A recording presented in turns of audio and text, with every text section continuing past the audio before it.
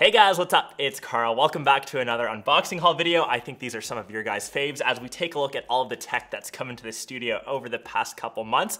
Before we get into the bulk of the episode, I just want to announce the winner from the last unboxing haul video that will be displayed on the screen right now. Big congrats, and I've just sent you a quick DM over on Instagram so we can swap shipping info and I will have one of those items out.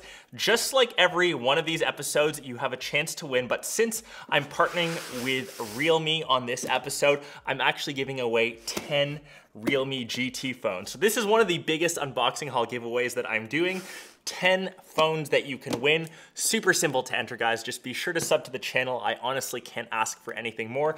Leave that comment down below and include your IG handle. Hopefully you follow me over there as well so I can actually get your shipping info, and 10 winners will be picked. I'll be messaging everyone separately and Realme will be responsible for shipping out all of the phones. So that's super exciting. 10 devices to win. We of course have to take a look at what you can possibly win. You can see we've got the little media kit here, the Realme branding, and of course, Dare to Leap. I guess that's the slogan for the GT phone. So up comes this. Ooh, we've got a yellow box inside, and I think Canoopsy would be pretty stoked. I'm trying to think other YouTubers that like the color yellow. Obviously, I would have loved to have seen it orange. That is not my choice.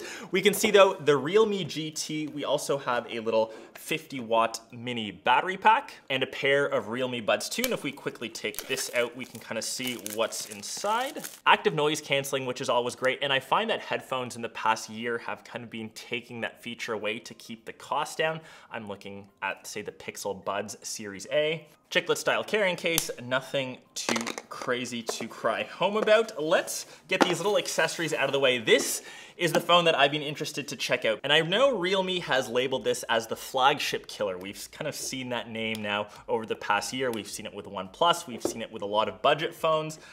I need my unboxing knife. But you can kind of see the specs, and I'll let you guys decide if that kind of label is warranted. So it's got the latest silicone inside, which is nice for a budget device. So it's got the Snapdragon 888. Of course, this is a 5G phone, 65-watt supercharger, 120 hertz display phone. And when you compare this to, say, my iPhone 12 Pro Max, which is my typical daily driver, that is still stuck at 60. Realme decided not to go the standard 90, which I think is the most common for budget phones. They're upping it to 120, and of course, that 64 megapixel Sony triple camera sensor. Let's quickly take this out. That's kind of cool. Hey, welcome to the Realme family. There's that 65-watt supercharger, and of course that USB-C cable. And the back of the phone, just like the box, it is in that nice yellow color. This almost looks a bit auto racing inspired. I kind of like that. I dig it. It's definitely different. And I believe this is a faux leather finish on the back. There's no way that this can be real. It is running Android. You're not off in the distance like Huawei is with their own operating system. So you still get all the benefits of the Google Play Store. You can see it booting up. Realme, of course, that must be their color in yellow. And I guess Realme is getting that flagship killer name from this price point. So across any device, this is the cheapest Snapdragon 888 model that you can get across any smartphone, I said. They're highlighting their cooling system. It's nice, quick, and snappy. That 120 hertz display makes it super responsive. I think that just really shows how much the iPhone is dated and is due for a refresh. But for what you're getting and for the price, I'd honestly recommend this over, say, the OnePlus 9, OnePlus 9 Pro, which both of those are way more expensive. And I think it's a solid offering. It's got a flat display, and I guess the best part, 10 of these devices are going to you guys. So don't forget to comment, don't forget to sub to the channel, and of course, don't forget to follow me on Insta. That was the Realme GT times 10. Keeping on the smartphone game, we got two others that came into the studio. So the first was the Oppo Reno 6 Pro. I made a separate video about this device. The main feature that they want to highlight on this phone is something called bokeh flare on the camera. So it kind of imitates what we see on full frame sensors, getting that creamy bokeh in the back. I did post an Instagram story of it, and a lot of you commented how cool and I guess how different it looks. And the best part, it can only get better with future software updates. So that's the Reno 6 Pro. And the phone that I was actually looking forward to the most from this episode is actually the Xperia 1 3, a bit of a weird naming system, but for any of you OG smartphone fans, the W8110 was one of my most loved and maybe most used phones. I guess it wasn't really a smartphone, but I've always had a soft spot for Sony phones, and I love that they're still continuing to kind of come out with them. I, once again, kind of dig that. It's different from the traditional smartphone that you kind of hold. I mean, how different can you make a rectangle? But this feels a lot skinnier. It's still a 6.5-inch display, but it's kind of more manageable to hold in one hand. It makes reaching across from side to side way easier unless you have, Shaq style hands. Some of the larger phones, like say the Galaxy Note series, I find that a bit too unwieldy to use with one hand. Having a thinner, or I guess slimmer phone makes that a lot more practical. Got a triple 12 megapixel sensor, and it's got the Zeiss T-Star coating, so that helps a lot with flare. You're taking shots in direct sunlight, but yeah, as I use this phone a bit more, let me know if you want a full review. Once again, big Sony fan, and yeah, I honestly love this form factor. Next on deck, I've been kind of saving this for this video, but it looks pretty dope. It's from my friends from Xbox. Of course, we all know that the new Space Jam movie is coming out, so they did a bit of a collab. I think this one's a bit of a fun one.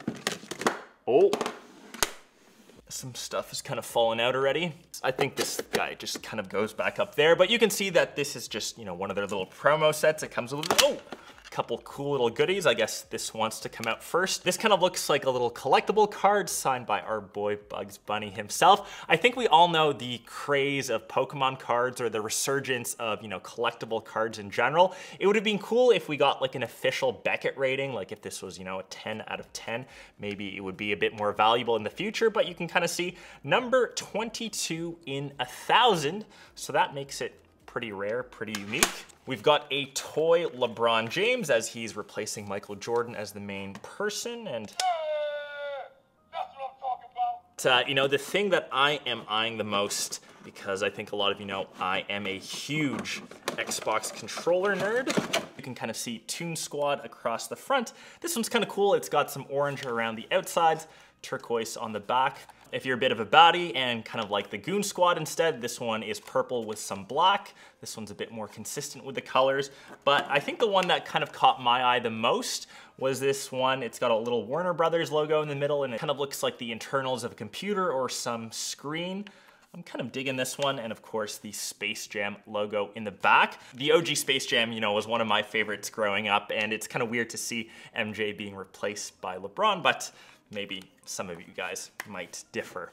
I'm an old fart, so my age. We've got another little gaming box. This one's sent over by my friends over at PlayStation, so I think I know what this one is. You can kind of see the little hint, little controllers, the red and the black. Inside, play has no limits and heighten your senses. The two new DualSense controllers in Cosmic Red and Midnight Black. And I've kind of seen these already online. I will say this kind of more looks like a ruby red. It's not really true red. If you're into colors, you know what I mean. And of course, just a standard black controller. So let me bring my OG controller up to kind of compare. Truth be told, I haven't been playing my PlayStation as much as I'd like, but I will say out of any controller or next-gen controller, the new DualSense takes the cake. It is by far the best controller I've used, period. Okay, I can't give this a red color. I'd say even bordering the magenta line. But yeah, if this is kind of the first time you are seeing a PlayStation controller, oh, it is just so nice to hold. The haptics on it, the feedback, the attention to detail on these controllers. If you actually zoom in closely, I'll try to get a macro shot. The textured area on the back is actually the symbols that you find on the controller, and I guess this is a bit more of a standard color, the black. So these are officially the 3 different colorways that you can get. So of course the white, which came at launch, and now of course the red and black. If I were to pick a favorite, I'd still maybe lean towards the OG, then maybe I'll put the magenta second, and black maybe coming in third. It's clean, it hides fingerprints and all of the muck the best, but that's my favorite pick. Let me know you're ordering down below.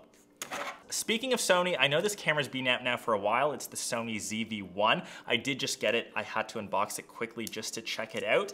This is a compact, I guess, camera. And surprisingly, the sales of these small little cameras has gone through the roof, especially since COVID. I think a lot of people are using dedicated cameras like this to vlog, to create content. They're of course better than what you get on a smartphone. They've got a larger sensor. I'm actually planning to use this a bit more as I hope to sneak some travel in. I know that restrictions are kind of easing up this summer, so I will bring this kind of with me as my kind of go-to all-in-one, and the best part, it just fits into your pocket and it isn't big or bulky. Last item on today's episode, this is the Galaxy Book Pro 360. The Galaxy Book Pro series is essentially Samsung's Ultrabook line, and we will quickly take this out. But what makes the Pro 360 so unique, you can kind of fully swivel this and I guess use it as its own tablet. I do sometimes find that a bit weird because when you are holding the device, you can still feel the keyboard on the back, but I guess at least it has that versatility. But yeah, stay posted for that full review. I'm gonna kind of replace my Mac and run all of my day-to-day stuff with this, so I think that will be interesting to see. But yeah, that kind of wraps up today's unboxing haul episode. I think this one was a lot of fun. We kind of went through a ton of different stuff. And remember, 10 winners being selected for the Realme GT phone. I honestly can't ask for anything more than subbing to the channel. I think most of you are already, so thank you so much for all of your support. Make sure you follow me over on Instagram. I think a lot of you do there as well. And winners will be DM'd for your shipping info. That concludes this episode. I think that's it on my end. We'll catch the rest of you in one of my next ones. Peace!